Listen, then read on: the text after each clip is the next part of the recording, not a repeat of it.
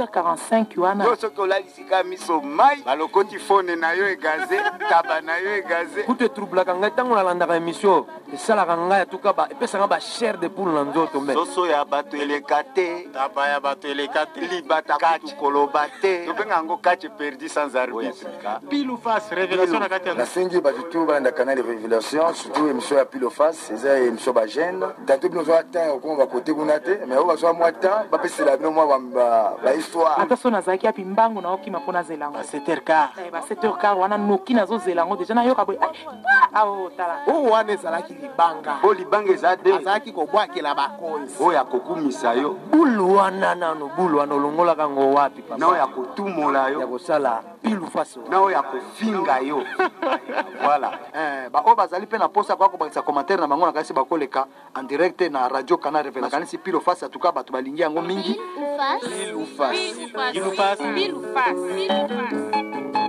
Bazoko kérir biso pile face wana bazoko kérir ngo makasi mais malgré ba pirate bazali ba koko ka biso te wana yazali ngai moko Bosco Bob Bakala Jakuba. Canal Révélation radio mo yashi ipesa suba bien. Wana yazali ngai Rolidor. Auditrices, auditeurs de la radio Canal Révélation, voici pour vous pile ou face. Rendez-vous tous les jours du lundi au vendredi à 7h15 et 18h45 dans son émission Pile ou Face avec Richard et compagnie. Vous êtes déjà à Kosepe là.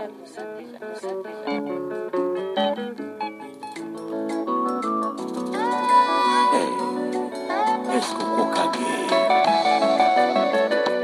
Sokana ba master no wana Kokopakata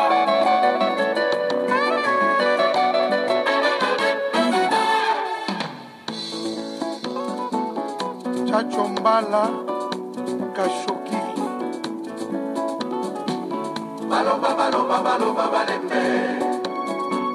Baloba baloba baloba balembe. Baloba baloba baloba balembe. Filière miel, la varroise, une maladie parasitaire qui attaque les abeilles, a tué 30% des colonies d'abeilles de la Grande Île en diminuant de plus de 60% la production. Armboulatine Rassam, responsable commercial auprès d'une petite entreprise familiale d'apiculture, parle des effets de la maladie sur la ferme où elle travaille. À un moment, le miel était rare à cause du varroa, un acarien qui parasite les abeilles et qui les tue énormément. Nous avons fait des efforts pour lutter contre la maladie de la varroise et la situation s'améliore de plus en plus parce qu'il existe des remèdes. À Wuipen, situé à 620 km au sud-est d'Antananarive, les apiculteurs n'ont pas beaucoup utilisé les remèdes fournis par les autorités. C'est plutôt la nature qui a fait son œuvre, comme en témoigne Roger Azafmandib, apiculteur de la région dont la production a quintuplé depuis que les varrois n'infestent plus ces ruches. La varroise a beaucoup diminué. Il n'y a plus rien à craindre. Il n'y avait pas de remède, mais cela a disparu comme ça. À y regarder de plus près, je pense que les abeilles malgaches ont développé une résistance contre le varroa. Elles sont restées et se sont multipliées. Du coup, s'il y a quelques années, j'avais à peine 40 litres par an, cette année, j'en ai jusqu'à 250. Il y a davantage de rennes, davantage de miel et davantage de recettes. Aujourd'hui, les ruches malgaches se repeuplent à nouveau et inondent le marché de la saveur et de la douceur de leur bon miel. Toutefois, les apiculteurs ont du mal à trouver des débouchés pour leurs produits. Les foires sont pratiquement les seules occasions où ils peuvent écouler le miel. À la récente foire de l'élevage qui s'est déroulée début juin dans la capitale malgache, ils étaient pas moins d'une douzaine de stands à proposer du miel venant des quatre coins de la Grande Île. Aux grandes dames de Armboulatine Rassam, elle est pourtant venue de sa lointaine ferme de Manakar, située à 570 km au sud-est d'Antananarive.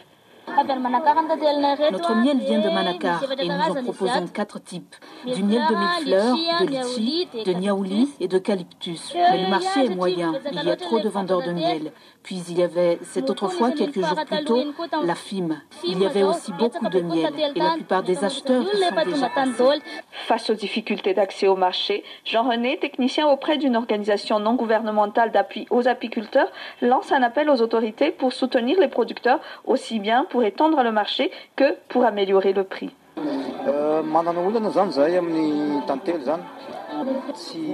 Le principal problème des apiculteurs, c'est bien le manque de débouchés. Nous sommes obligés de courir après ce type d'événement pour en vendre. C'est pourquoi nous en appelons aux autorités et aux investisseurs pour nous aider à améliorer le marché du miel. La situation actuelle désespère les apiculteurs. Si l'on en croit Jean René, le prix de revient d'un litre de miel est de 8 000 ariars, soit 2 € par litre. Sur les marchés tananariviens, où le prix du transport est inclus, le coût varie entre 15 000 ariars, soit 3,80 € le litre, et 20 000 ariars, soit 5 € le litre. Bruno Raouen est directeur d'appui et de valorisation des produits d'élevage au ministère de l'Agriculture, de l'Élevage et de la Pêche.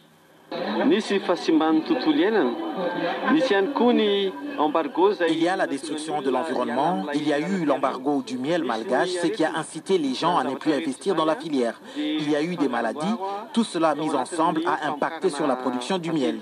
Maintenant, la qualité du miel s'est améliorée parce que les apiculteurs savent qu'il faut respecter certaines normes pour être accepté sur le marché international.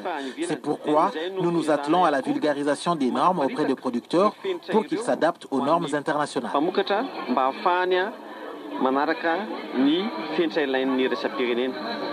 Une amélioration de la production de miel a également été constatée ces 2 dernières années par les professionnels du secteur, la production ayant presque doublé, passant de 7 600 tonnes en 2016 à près de 15 000 tonnes en 2018. Outre la vulgarisation des normes, l'État malgache envisage également de mettre en place dans les zones de production de miel des centres de collecte et de packaging. Louva Sourabar, Antananarive, pour BBC Afrique.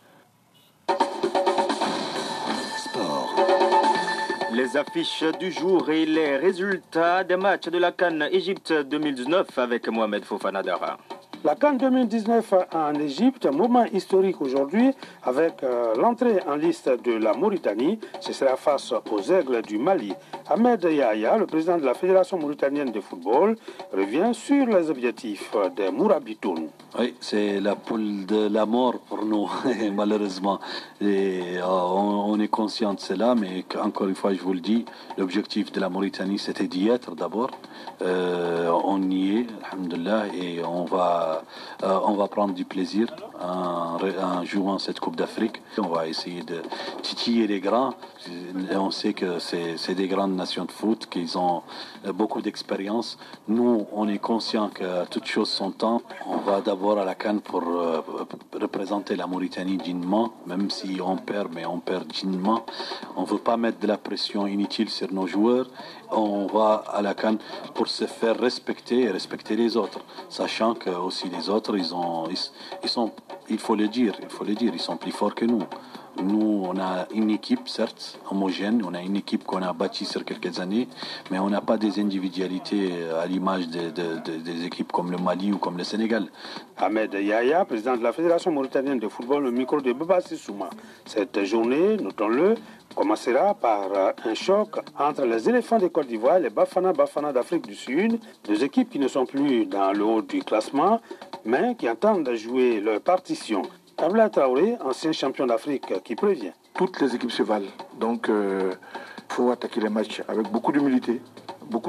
Et puis vraiment, je crois qu'on a des joueurs individuellement qui sont très bons, mais vous savez, la CAN, c'est toute autre chose.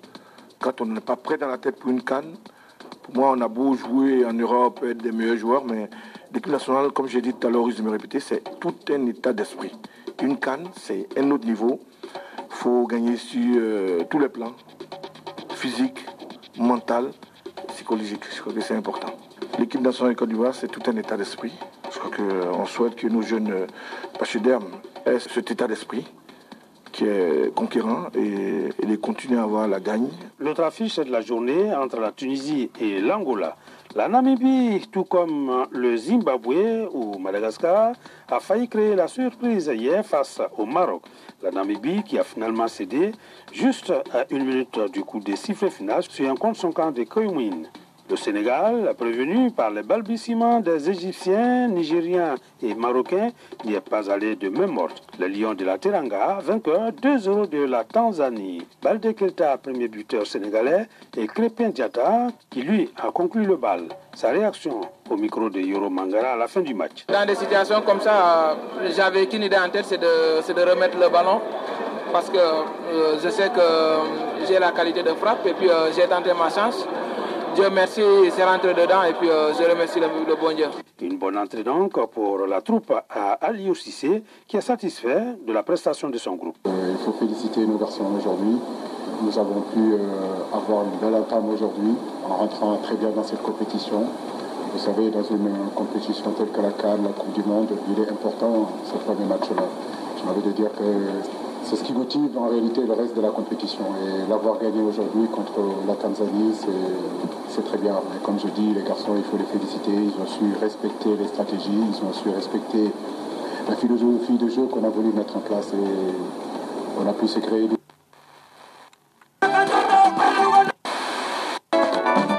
Au micro de Cheikh Tidiane Dia. On a fait 2-0 au Kenya. Merci Mohamed Fofana Dara. Nous allons vous retrouver dans une dizaine de minutes pour parler de la Coupe du Monde féminine de football avec l'élimination en 8e de finale des Camerounaises par l'Angleterre. Les Lions indomptables qui n'ont pas du tout apprécié les décisions arbitrales. On en parle dans une dizaine de minutes. Sur BBC Afrique. Nous vous recommandons d'éviter toute forme de violence, surtout sur des personnes innocentes. Le vrai problème, c'est qu'on a affaire à un régime qui s'accroche à ce pouvoir. Pourquoi on les a gardés c'est comme si il y avait des déchets qu'on ne sait plus comment s'en débarrasser.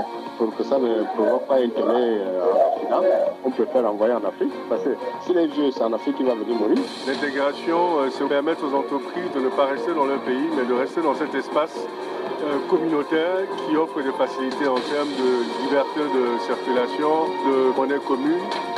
Est rare à cause du varroa, un acarien qui parasite les abeilles et qui les tue énormément. Nous avons fait des efforts pour lutter contre la maladie de la varroise et la situation s'améliore de plus en plus parce qu'il existe des remèdes.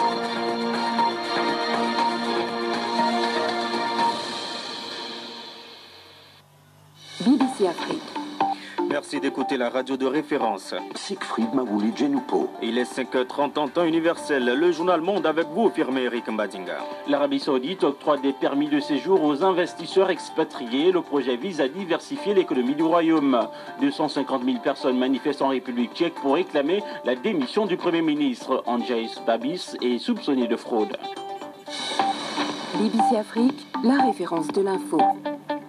Ekrem İmamoğlu réédite sa victoire au municipal d'Istanbul après l'annulation du premier scrutin. Le candidat de l'opposition a infligé au président Recep Tayyip Erdogan son pire revers électoral en 17 ans, provoquant des scènes de liesse dans la capitale économique turque. Selon les résultats partiels publiés par l'agence étatique Anadolu, après dépouillement de plus de 99% des bulletins, Ekrem İmamoğlu obtient 54% des voix contre 45% pour le candidat du président Tayyip Erdogan, l'ancien Premier ministre Ben Ali Yildirim. Au moins 4 civils tués dimanche dans des frappes de l'aviation syrienne sur la région d'Idlib, dans le nord-ouest de la Syrie. Depuis mercredi, plus de 60 civils ont péri dans cette région après les frappes attribuées au régime par l'Observatoire syrien des droits de l'homme. Awa Sharfai revient sur les faits. Dimanche, des raids de l'aviation syrienne sur un village dans la région de Jabal al-Zawiya, dans la province d'Idlib, ont tué 4 civils, dont 2 mineurs, selon l'Observatoire syrien des droits de l'homme. Les frappes ont également fait 9 blessés, d'après cette source. Le régime syrien et son allié russe ont intensifié depuis fin avril leurs bombardements sur la région d'Idlib et des zones adjacentes dans les provinces d'Alep, de Hama et de Latakia. La région d'Idlib fait l'objet d'un... Expérience de votre vie avec les auditeurs des Canal Révélation dans cette émission Mon Parcours.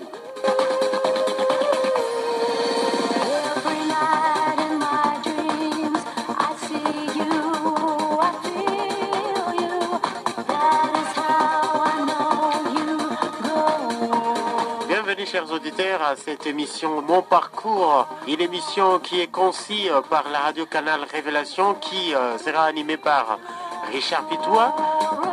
Bienvenue chers auditeurs à notre nouvelle édition. Nous sommes dans l'émission Mon Parcours. Mon Parcours qui passe les dimanches à 21h et qui est rediffusé le lundi matin à 7h30. Aujourd'hui donc nous recevons une nouvelle figure dans cette émission. Je réponds au nom de Lobo Londiringa et le prénom c'est Benjamin. Pour le moment, il est défenseur judiciaire près le tribunal de grande instance de l'Ituri à Bunia. Voilà, défenseur judiciaire, vous faites quoi communément? Concrètement, ce que nous sommes en train de faire, assister les clients, donc assister les parties au cours de la procédure. Et puis au-delà de ça, rédiger les notes de plaidoirie, assister les clients au tribunal, défendre leurs causes, etc. Pour beaucoup de cas, vous arrivez à défendre bien les causes de vos clients? Je crois oui, mais dans la vie, même dans la profession, il y a toujours des difficultés. Comme nous avons commencé au début, comprenez peut concilier la théorie apprise à l'université et la pratique, ce n'est pas facile. Petit à petit, en tout cas, ça évolue quand même bien. Beaucoup de personnes acquises généralement dans le monde des avocats ou encore des défenseurs judiciaires, parfois aussi des journalismes, des jeunes qui sont arrivés avec l'esprit de chercher beaucoup d'argent et qui trahissent parfois. Vous travaillez, vous plaidez pour un dossier donné, mais vous allez chez l'autre adversaire pour essayer de percevoir l'argent et vendre votre client là. Comme ça, le dossier reste et vous bouffez de l'argent avec les magistrats. Est-ce que c'est vrai? Dans la pratique, il y a des collègues qui se comportent de la manière, mais c'est interdit, même par la déontologie. Ce n'est pas vraiment bien et puis nous faisons l'effort de ne pas tomber dans ça. Je me souviens, on nous conseillait toujours à l'université, nos enseignants. En tout cas, il ne faut pas faire ça. Et puis c'est ce que je fais quand même, tout effort pour ne pas tomber dans ça parce que ce n'est pas bien. Mais dans la vie, qu'est-ce qui t'a motivé à étudier le droit? Je me souviens quand on grandissait, il y avait un grand frère du quartier. Il voulait chaque fois aller assister à l'audience. Alors qu'est-ce qui s'est passé? Il disait, le petit frère, venez, on va un peu se promener, venez. Chaque fois, il avait l'habitude de nous amener dans des salles d'audience. C'est là où quand je voyais comment est-ce que les avocats se comportaient, les juges et tout ça. Là, je me souviens, j'étais en 2e, 3e secondaire. Et puis je me disais, non, dans la vie, si Dieu va toujours me prêter quand même la chance, en tout cas, j'aime aussi devenir comme ces gens-là. Alors, tu es un jeune défenseur judiciaire. Présentez-vous un peu. Vous êtes né quand? C'était où? Où est-ce que vous avez étudié? Donc, pour parler aussi de parcours scolaire. Comme le papa était un agent de l'État qui travaillait à la régie des eaux, il a même travaillé dans des provinces différentes à l'époque de Mobutu. Je suis né quand il travaillait à Kisangani, un certain le 15 juillet 1989. Nous sommes venus ici, le papa était muté à Bounia. Nous avons commencé avec l'école maternelle comme tout à fait, à l'école maternelle Saint-Kizito, une école de la place ici. Et de là, nous sommes partis faire l'école primaire chez les Kibanguistes, précisément à l'EPE Mapendano. Et puis de là, une fois décroché notre certificat de fait d'études primaires, nous sommes descendus maintenant au niveau de l'Institut Nyakasanza, qu'on appelait communément à l'époque Petit Collège. Nous sommes descendus là-bas pour commencer avec les premières années secondaires, tellement qu'on avait le sang chaud de rangement. Ça n'a pas tenu. Nous avons commencé pour la première fois, comme on me punissait chaque fois, et puis toujours en retard. Bon, à un moment donné, je me sentais un peu gêné. J'ai commencé à faire ce qu'on appelle l'école buissonnière. Un jour, le grand frère va aller m'attraper. Je dis, mais garçon, qu'est-ce que tu fais ici? En tout cas, c'était grave. Il va aller maintenant m'accuser à la maison. Ce jour-là, j'ai été fouetté sérieusement. Alors, tellement que j'étais menacé à l'école, je me suis dit, ce jour-là, tout en étant en colère, je vais dire à la maman, non, moi je n'aime pas. En tout cas, si c'est au niveau des petits collèges, je ne vais plus étudier. Là, on va me demander, tu vas alors quelle école? J'irai à l'Institut Diangend. Je suis allé là-bas, c'est là où je vais quand même recommencer encore avec première année secondaire. De là, je vais étudier jusqu'à 4e secondaire. Et de là, je vais encore remonter à la colline Salem. Et là, pourquoi? Encore le dérangement ou des dégâts? Bon, là, ce n'était pas le cas. Comme on dérangeait toujours, mais là, on tolérait quand même un enseignant, professeur, qui nous donnait quand même la géographie. Lui, comme je le dérangeais beaucoup, les jours où on va le choisir maintenant pour entrer maintenant au bureau, devenir préfet, c'est là où tout a commencé encore. Il disait, en tout cas, garçon, cette fois-ci, nous allons voir. Si c'est moi le préfet, on verra avec vous. Quel enseignant là? Bon, j'ai peu oublié son nom, mais jusqu'aujourd'hui, il demeure encore préfet à l'Institut Diangend dans un, je me souviens, les géographes. Bon, avec lui, comme il s'est prononcé clairement, moi, en tout cas, à l'intérieur, j'avais déjà peur. Je me disais, non, je dois quitter cette école. Bon, moi, j'aimais beaucoup Diangend. Parce qu'il y avait un préfet qui avait démissionné là.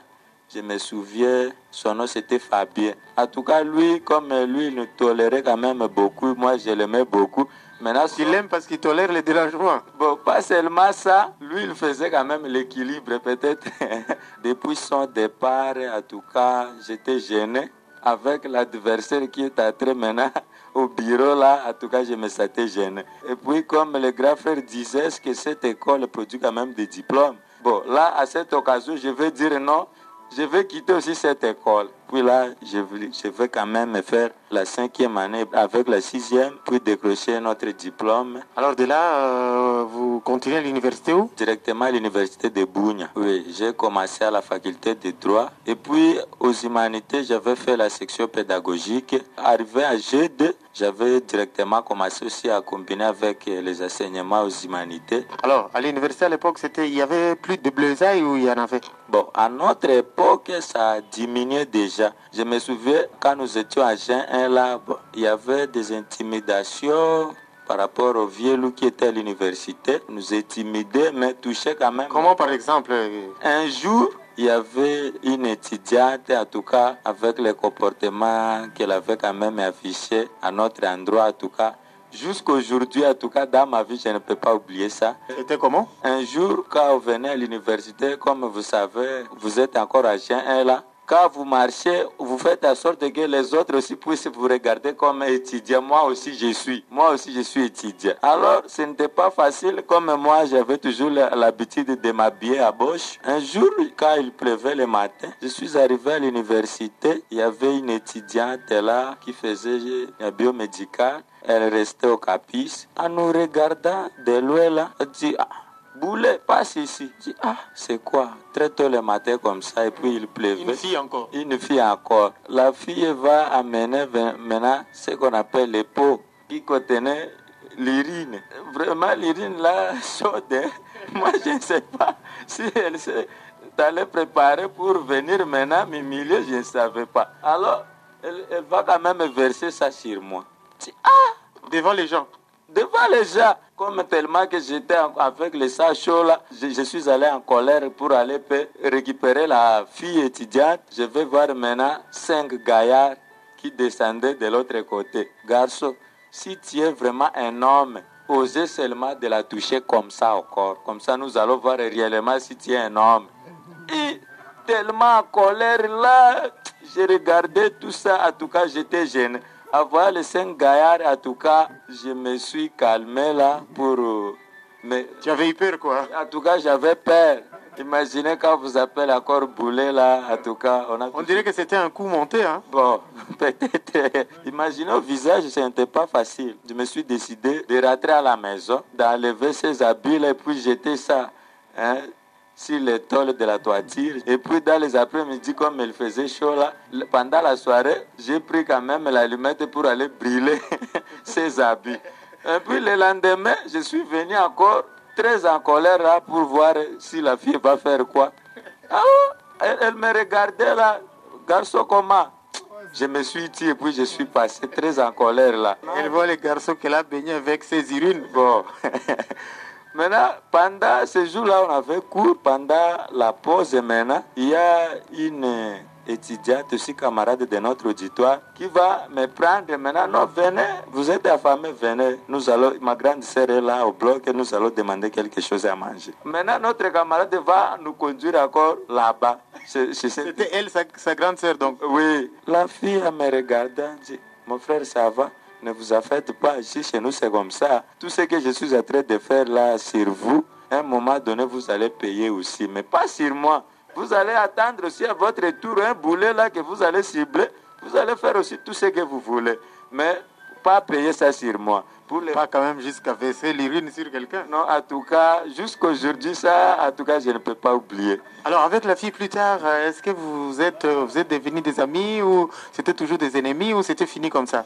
Toujours le lendemain, comme notre camarade nous avait encore amené là-bas, on était obligés de se réconcilier. Et puis, jusqu'à nos jours, nous sommes en train de communiquer très bien avec lui. Et puis, on est devenus des amis. Et ce jour-là, vous avez mangé ce qu'elle a préparé? Oui, elle avait préparé quand même l'haricot épais du riz. Nous avons mangé, puis je me suis calmé. Voilà, la viande académique. Pour terminer avec ces chapitres quand même de l'université, comme tu disais, tu étais quand même turbulent, ceci, cela.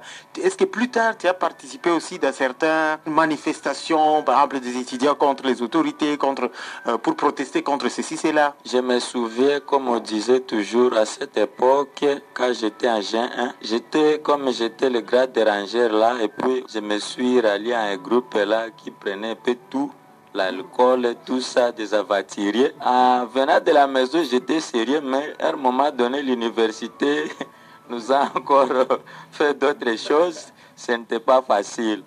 Bon, quand il y avait des manifestations, nous étions les premiers à être devant tout le monde, comme on se faisait voir aussi, nous aussi.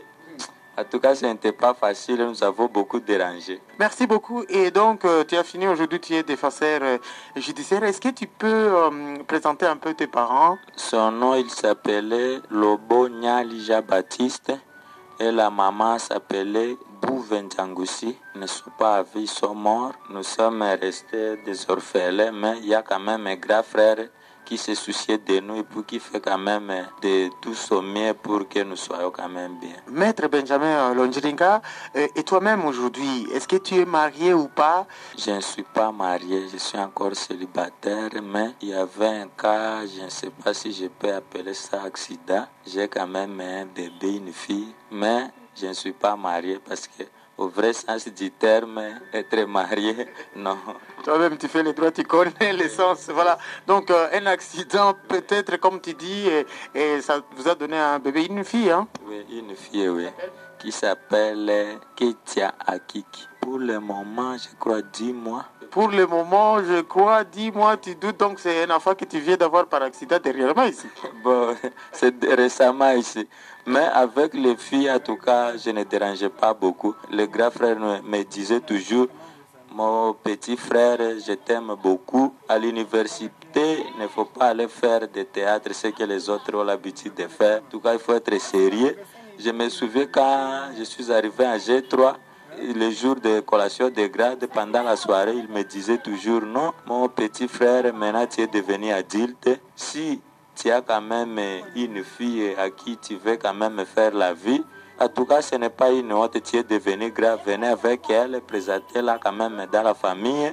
Nous allons voir comment vous encadrer. Parce que tout ce qui se passe à l'université, nous avons peur. Ah, ça me fait souvenir, quand on étudiait en journalisme, on nous disait toujours, vous êtes des adultes, il faut gérer vos adultères. Vous êtes ensemble, mais vous n'êtes pas en chambre.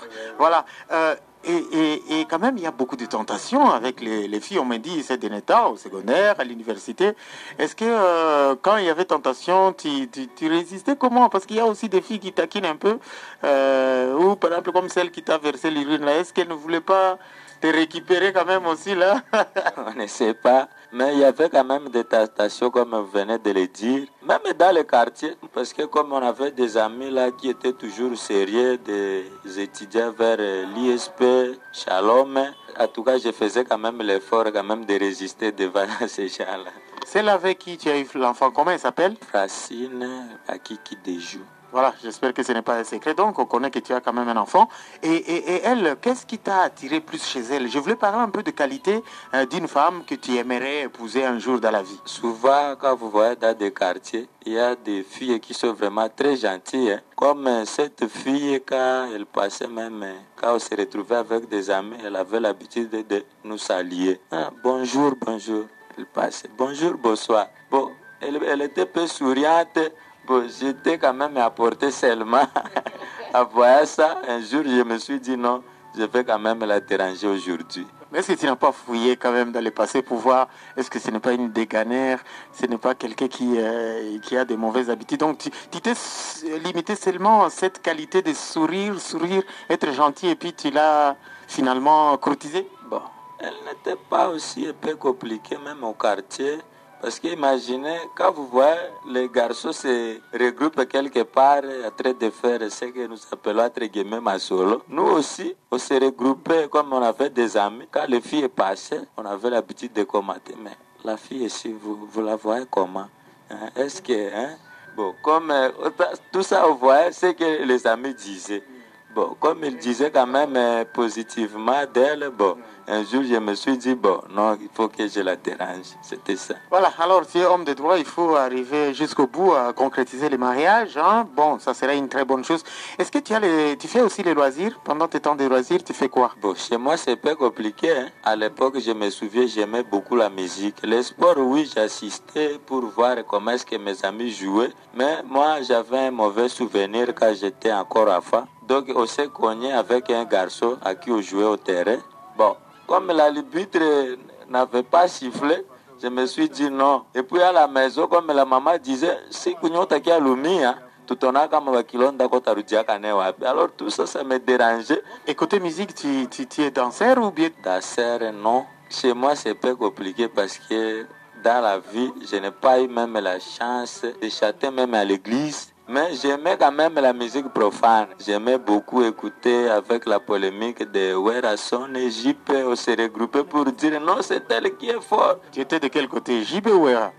Du côté de Wera. Diamant dans les rois de la forêt. Oui. Est-ce que tu peux nous choisir une chanson, peut-être pour que nous arrivions à prendre une pause? Oui, mais cette fois-là, pas ce qu'on appelle la musique mondaine. À l'époque, j'aimais ça beaucoup. Parce qu'avec la mort des parents, non. Je me suis retiré de tout ce qui était de l'église, 14 à 15 ans, un vrai païen. Bon, arrivé à la première licence, qu'est-ce qui s'est passé? Un jour, je me souviens quand un pasteur prêchait dans une radio ici de la place, très tôt le matin, qui disait non, aujourd'hui, en tout cas, entre parenthèses, Mungu kwa nionyeshea no garso moya iko nisikia angali kukitana. Mungu iko asema no auya endaka ku église kwa we église aisemaki kitu le dimanche c'est le jour de rendez-vous. Bon, Mungu iko asema leo si kwa kwenene.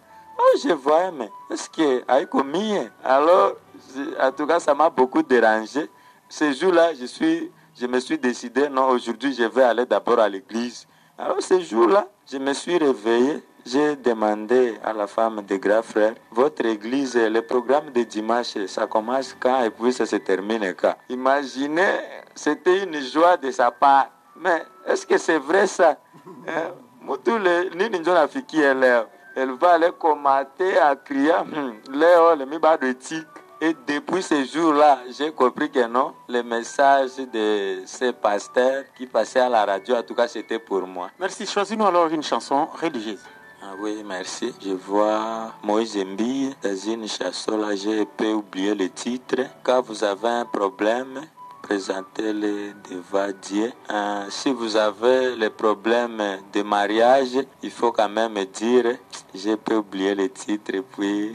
Voilà, nous allons jouer donc pour poser la chanson Ebenezer de Moïse Mbille. Et ça fera plaisir à qui? D'abord, à mes pasteurs. Je vois, j'ai quand même un père spirituel, pasteur Agen Hollande, Michael. Je vois pasteur David, notre grand-père spirituel, alors l'évêque auquel le corps de Christ, Nyanya. Et puis, à mes frères biologiques, je vois grand frère que moi, je le considère comme un parent. C'est lui qui a veillé jusqu'à ce que je suis devenu quand même un homme. Son nom c'est Lopa Augustin, sa femme Maman Maoua. Je vois ses enfants. Et puis comme je viens d'être élu comme président de la jeunesse de la communauté Conga, je vois le staff.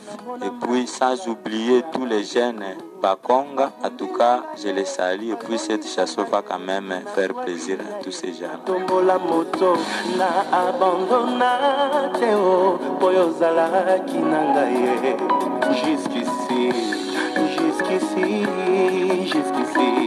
tu m'as secouru jusqu'ici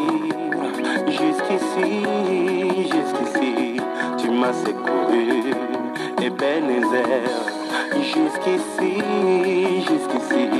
tu m'as secouru, malgré mes fautes, mes faiblesses. Jusqu'ici, tu m'as secouru.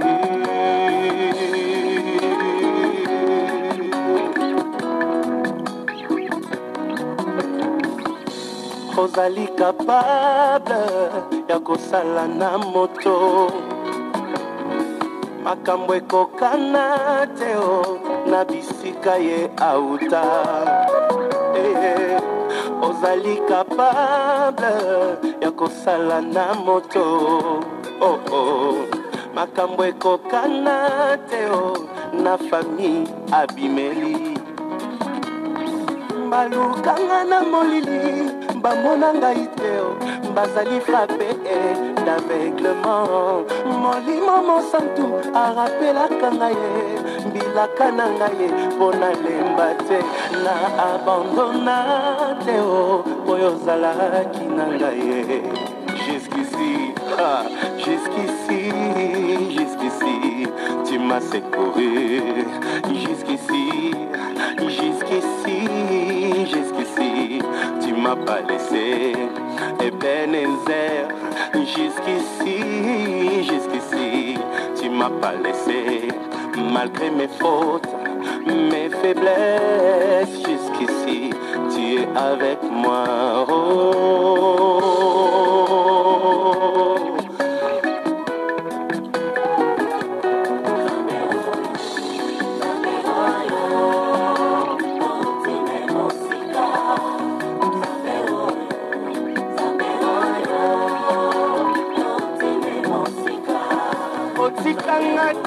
Molimo Santé, jusqu'ici, tu es avec moi. Au Wakangate, Nanzela Molaï, jusqu'ici, tu es avec moi.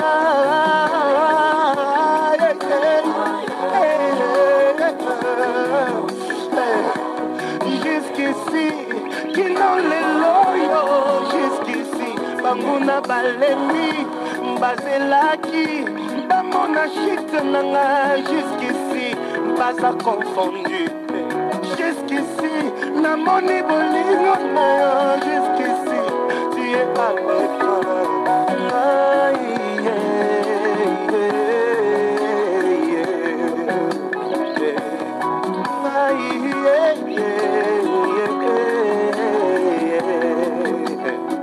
Merci Jésus. Je peux dire Ebenezer parce que jusqu'ici tu m'as secouru. Un jour pendant que j'étais abattu, je disais Seigneur, tu m'as laissé. Tu m'as ouvert les yeux, tu m'as dit Moïse, regarde. Regarde les adversaires qui sont autour de toi. Regarde le diable qui veut te détruire. Si je te laisse une minute, tu seras fini. Je t'ai jamais laissé. Même quand tu me sens loin de toi. Nous évoluons avec cette émission Mon Parcours. Venez de suivre la Ebenezer. On est avec Maître Benjamin Longiringa dans ses studios. Maître, on va répondre rapidement à d'autres questions comme des voyages. Je ne sais pas si vous avez voyagé au Congo, dans quelle ville, et puis est-ce qu'il y a aussi à l'extérieur du pays? À l'intérieur du pays, oui. Comme le papa était quand même un agent de l'État, nous avons eu quand même à voyager. Bien que le papa travaille ici, nous étions encore à Fa. Comme elle avait l'habitude de voyager avec sa femme, moi aussi on me prenait là. Tout en étant à Fa, mais j'avais quand même des images, je connais Kisangani. D'autres provinces, je crois non. Mais à l'intérieur de la province ici, oui, j'ai déjà été une fois à Mahagi. Ndjougou n'a parlé même pas. Ça, je connais quand même à profondeur. Donc les petits villages là, en tout cas, je connais. De tous ces coins-là, s'il faut aller se reposer un peu quelque part là où tu aimes plus, ce serait où et pourquoi? Comme on a toujours dit, la charité bien ordonnée commence par soi-même. Moi, j'ai eu la chance de grandir ici à Bunia, à la ville de Bunia. En tout cas, moi, je l'aime beaucoup. Et puis, quand je me retrouve ici, je me sens en tout cas très à l'aise, je me sens en sécurité. Quelle est ta nourriture préférée? Je suis d'Ndjougou. Moi, j'appelle ça la viande iturienne, hein? Haricots, accompagné. Même avec le foufou, moi, je mange, je me sens très à l'aise. Les gens de mangue aussi aiment ça beaucoup, en tout cas. Avec quel fruit, par exemple? La mangue, goyave, tout, j'aime beaucoup les fruits. Oui. Les animaux de compagnie, les chiens, chats, etc., est-ce que tu aimes aussi? Oui, en tout cas, moi, j'aime beaucoup les chats. Même des souris, là, en tout cas, il n'y a pas de bruit, vous êtes en sécurité. C'est un animal, là, qui est peu calme, moi, je l'aime beaucoup. Comment vous aimez vous habiller? Presque beaucoup de styles, hein. En dino, parfois, en tout cas, je me sens très à l'aise à perpète, mais d'habitude, j'aime beaucoup porter les tissus en veste, là, en tout cas, je me sens bien. Quel serait le plus grand souvenir que tu retiens de ta vie? Depuis que j'ai commencé à fréquenter l'église, j'ai constaté, en tout cas, dans ma vie, en tout cas, il y a un petit changement. Et le mauvais souvenir? Quand nous étions encore dans le monde, Imaginez, j'avais des amis là qui prenaient peu. Je me souviens quand j'étais en 5e secondaire, je suis entré dans ce groupe-là, en tout cas, qui n'était pas bien. Jusqu'aujourd'hui, quand je passe à ça, en tout cas, je regrette beaucoup ma vie. Le groupe était comment? Ils fumaient des chanvres, ils aimaient les filles, c'était quoi? Presque tout, ils aimaient les filles, ils prenaient les chanvres. Bon, par rapport aux chanvres, en tout cas, il y avait même des amis qui disaient, en tout cas, essayez un peu de goûter. Alors, il y avait un ami qui m'avait dit, quand tu vas essayer seulement de fumer les chanvres, en tout cas, tu vas voir, tu vas commencer à raisonner plus que ton père. Ah! Je me suis dit, non, ce n'est pas possible. Quand je suis au monde aujourd'hui, c'est grâce à lui, mais comment est-ce que je peux raisonner, réfléchir encore plus que lui? Il va me dire que non, même comme tu es en train d'étudier là, tu seras à mesure de comprendre tout ce que le professeur est en train de vous expliquer, même sans que lui entre dans la salle, vous allez comprendre déjà, non, aujourd'hui l'enseignant va enseigner tel cours. Non, je me disais, non, ce n'est pas possible. Si c'est... Vous devenez magicien ou quoi? Ah, je me suis dit, non, en tout cas, ça, ce n'est pas quelque chose à apprendre. Alors, en 5e, là, avec les amis, nous avons commencé à prendre tout ce qu'on appelle ici les bombes, nous avons pris. Et puis, c'était grave. Imaginez à l'université, c'était devenu encore plus pire. Vous êtes affamé, mais vous cotisez pour aller prendre quand même quelque chose, la bière, hein, des choses comme ça. Et puis, il y avait des amis qui prenaient tout. Alors, nous étions obligés de devenir aussi comme eux. Quand je quitte la maison le matin, le soir, vous revenez de l'université, toujours en état ivre. Mais le grand frère disait, garçon, à l'université, on vous apprend comment utiliser l'alcool. Non, je regrette. Si l'université, c'est comme ça, je regrette beaucoup. Et puis, chaque fois, quand je rentrais à la maison, et puis, le grand frère était vraiment rigoureux par rapport à ça. On ne s'attendait pas avec lui. Je vais passer chez sa femme, non? En tout cas, maman, vous allez me supporter. Hein? Là, j'ai passé directement dans ma chambre parce que si le grand frère va s'informer de ça, en tout cas, alors sa femme me couvrait. Alors, en tout cas, je me souviens de tout ça. Voilà, de mauvais souvenirs. Et en tout cas, les mamans supportent beaucoup. C'est toujours qu'en cas de problème, on part chez les mamans. Ce sont des êtres qu'il faut beaucoup respecter. Nous sommes arrivés pratiquement à la fin de l'émission, mais pratiquement peut-être une question. Est-ce qu'aujourd'hui, avec la province de l'Ituri, tu es à l'aise? Moi, je suis toujours optimiste. Hein. Disons l'avènement de la province. Si nous rentrons un peu dans la Bible, toute autorité vient de Dieu. En tout cas, comme Dieu a autorisé quand même qu'on soit avec ces gens-là, je supporte ça positivement. Mais au début, là, ce n'était pas facile avec tout ce que nous avons vécu. Mais cette fois-ci, je crois que ça va marcher. Merci beaucoup alors, Maître Benjamin Longiringa, d'avoir participé à cette émission Mon Parcours, et nous vous souhaitons une très bonne carrière avec ce métier de droit. En tout cas, merci beaucoup, c'est à moi de vous remercier. Je rappelle que Maître Longiringa Benjamin est défenseur judiciaire près le tribunal de grande instance de l'Ituri à Bunia. Mon parcours.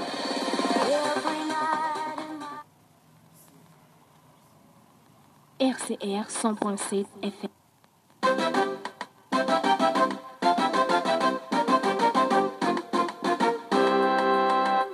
Vous ne vous êtes pas trompé, c'est... Et toujours, le candidat soutenu par le pouvoir, Mohamed Ould Ghazouani, remporte l'élection présidentielle de samedi au premier tour avec 52% des voix, selon les résultats provisoires donnés par la commission électorale. Il est suivi de Biram Dam Abeli et de Mohamed Ould Boubacar avec respectivement 18 et 17% des voix. Des résultats rejetés par l'opposition qui a tenté de se rendre au siège de la commission électorale pour protester. Sui Kaufi, notre envoyé spécial à Nouakchott. La Commission électorale nationale indépendante, par la voix de son président Mohamed Vald Ould Belal, a finalement proclamé les résultats autour de 23 heures. Mohamed Cheikh Mohamed Ahmed Cheikh El Ghazouani, 483 312 voix, soit 52,01%. Sidi Mohamed Boubacar Boussel, 166 058 voix, soit 17,87%. Biram Da'abey, 172 656 voix, soit 18,58%. Le taux de participation de cette élection, selon la CENI, est de 62,66%. Les partisans de l'opposition réunis devant le siège de la coalition Vivre Ensemble affichaient leur refus de reconnaître les résultats qui figuraient sur la page Facebook de la Commission électorale nationale indépendante. Khan Amidou Baba, au nom des 3 autres opposants, a invité la foule à aller demander des comptes dans le calme et le civisme aux dirigeants de l'institution en charge de l'organisation des élections. Nous vous recommandons d'éviter toute forme de violence surtout sur des personnes innocentes. Le vrai problème, c'est qu'on a affaire à un régime qui s'accroche à ce pouvoir pour défendre ses seuls intérêts. Vous avez gagné, on va vous arracher votre victoire. La marche d'aujourd'hui, elle doit s'ébranler en direction de la CENI. Aussitôt dit, aussitôt fait, des dizaines de manifestants de l'opposition ont marché en direction de la CENI, provoquant un affrontement avec les forces de l'ordre déjà déployées depuis dimanche matin dans toute la capitale. Suite à cette altercation avec la police et des tirs de gaz lacrymogène sur leur siège, les 4 leaders de l'opposition ont eu un long entretien avec le ministre de l'Intérieur pour qu'un appel au calme soit lancé. Sui Kaofi, BBC Afrique, Nouakchott. Firmin au Bénin, les réactions se multiplient après le départ de Boniaï du pays. Tout à fait, Siegfried. Le pouvoir a en effet ordonné la levée du siège de la police autour du domicile de l'ancien président. Mais le camp de ce dernier affirme que la pression sur le régime de Patrice Talon va se poursuivre, notamment pour la reprise du scrutin du 28 avril dernier. Il y aura des manifestations pacifiques, a annoncé Noureni Achadé du parti Force Kori pour un Bénin émergent au micro de Rachida Oussou. Nous avons résisté, nous nous sommes opposés par tous les moyens à ce qui s'est passé. Et où se trouve actuellement Yahi? Yahi est à l'extérieur, il est allé pour ses soins. Pour le moment, on ne connaît pas exactement dans quel pays il va prendre les soins. Je confirme qu'il est à l'extérieur, mais à Lomé, je ne peux pas vous le dire pour l'instant. Quelle sera la suite? Il est libéré, est-ce qu'il n'y aura plus de tension? On est sorti enfin de l'auberge? Non, et la libération de Yahi est une conditionnalité. Nous avons plusieurs revendications. Vous devez vous souvenir que le 28 avril passé, il y a eu une élection frauduleuse, illégitime. Nous avons demandé que ces élections soient annulées. Nous avons demandé le retour des exilés. Nous allons demander aussi la libération des prisonniers politiques.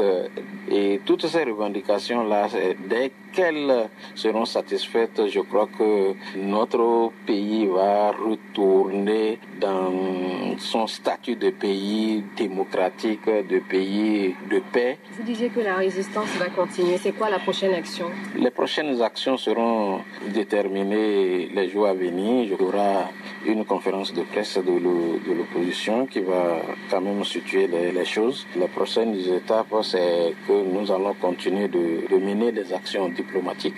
Nous allons aussi demander à faire des manifestations pacifiques. Je crois que tout ça mis ensemble vont participer à atteindre nos objectifs. Et l'ancien président béninois Nicéphore Soglo a également réagi après le départ des policiers des alentours du domicile de Boniaï. En effet, Nicéphore Soglo exige, comme beaucoup d'autres acteurs politiques, l'annulation des résultats des dernières élections législatives. L'ancien président s'est exprimé au cours d'une conférence de presse à Cotonou hier après-midi. Ses propos sont recueillis par Rachida Oussou. Nous avons maintenant de sérieuses raisons d'espérer une victoire prochaine et définitive de la démocratie dans notre pays. C'est donc d'abord devant notre vaillant peuple que je m'incline. C'est à lui que nous devons la fin de l'humiliant traitement infligé au président Thomas Boniaï pendant près d'une cinquantaine de jours. Votre lutte n'a donc pas été vaine, même si nous n'en sommes encore qu'à la première étape de la restauration de notre démocratie, et cela passe nécessairement par le départ du Parlement du sang et la reprise des élections législatives. Reprise incluant, comme dans toute démocratie, tous les partis désireux d'y participer. La décrispation actuelle, nous la devons d'abord à votre résistance, qui ont mis en émoi l'ensemble de la communauté internationale. Plusieurs personnalités d'Afrique y ont pris une part décisive. Nicéphore Soglo, ancien président béninois. Vivez l'actualité sur BBC Afrique. 6h06 GMT, Firmin, le chef d'état-major de l'armée éthiopienne et un dirigeant régional ont été tués ce week-end dans le nord-ouest de l'Éthiopie. Samedi soir, le gouvernement éthiopien a dénoncé une tentative de coup d'État perpétrée par un groupe armé à Amara, la deuxième région la plus peuplée du pays. À Badirdar, la capitale régionale, des coups de feu ont été entendus durant plusieurs heures. Aïcha Senghor pour le récit des faits. Samedi soir, une tentative orchestrée de coup d'État s'est produite contre l'exécutif du gouvernement régional d'Amara, annonce le gouvernement sur Twitter. Amara est un des 9 États autonomes de l'Éthiopie. Le gouverneur de la région, Abachi Oumekonen, et un de ses conseillers ont succombé aux blessures infligées lors de l'assaut. Une attaque dirigée par le chef de la sécurité de l'Amara, le général Assamini Outige, selon les autorités. Un autre haut responsable régional a été grièvement blessé. Le chef d'état-major des forces armées éthiopiennes, le général Sir Mekounen, a été tué par son garde du corps à son domicile d'Addis Abeba. Un général à la retraite qui lui rendait visite a également été abattu. Le garde du corps a été arrêté ainsi que de nombreux participants à l'attaque contre le gouvernement d'Amara. La porte-parole d'Abiy Ahmed, Bilen Seyoum, a déclaré à la BBC que la situation est sous contrôle. Le Premier ministre contrôle la situation. En fait, l'incident dans l'État régional d'Amara a été maîtrisé hier.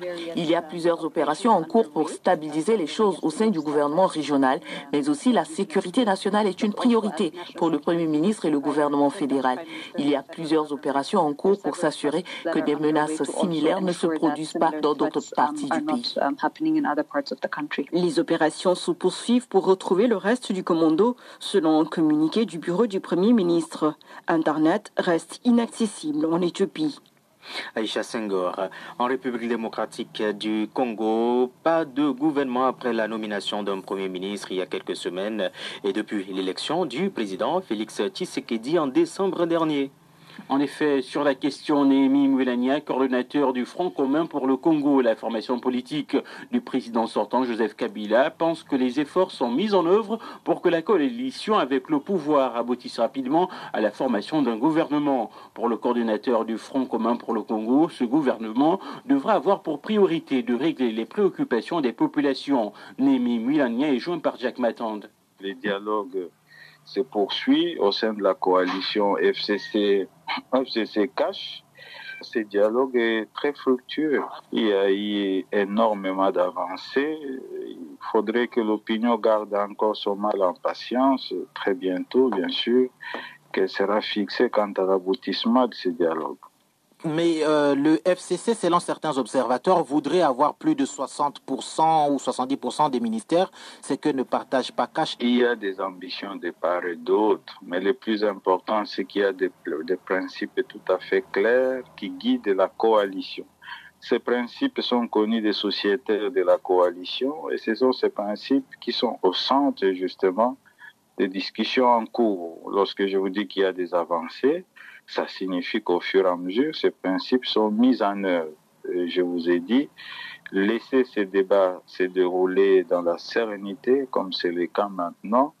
Et ce qui est sûr, c'est que l'opinion devrait être optimiste. Le prochain gouvernement, ce n'est pas pour la semaine qui commence. Pas de fétichisme autour des dates, mais ce qui est certain, c'est que tout est mis en œuvre pour que la coalition dote les